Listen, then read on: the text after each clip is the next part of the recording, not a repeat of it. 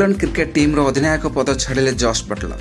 हाँ दर्शक बंधु, दिनिकिया और टी20 अधिनायक रहिबेन जॉस बटलर। चैंपियन ट्रॉफी दल बाद पड़िबा परे एभली निष्पत्ति नेइछन्ति जॉस बटलर। शनिवार दक्षिण आफ्रिका विपक्ष मैच रे शेष थर पई दलर अधिनायक रहिबे बोली से घोषणा करछन्ति।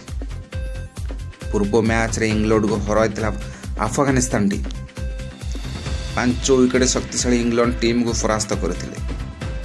अफगानिस्तान खेलाड़ी जहाँफल टीम चैंपियन ट्रॉफी सेमिफाइनल दौड़ बाद पड़ता। यही पराजय पर दल को अनेक समालोचना करने को पड़ता। एवं अधिनायक पद छाड़ी निष्पत्ति नहीं जॉस बटलर। तो दर्शक बंधु, आपणकर मतामत कौन रही? जॉस बटलर गोटे ब्यूरो रिपोर्ट, ओडिया ताजा खबर।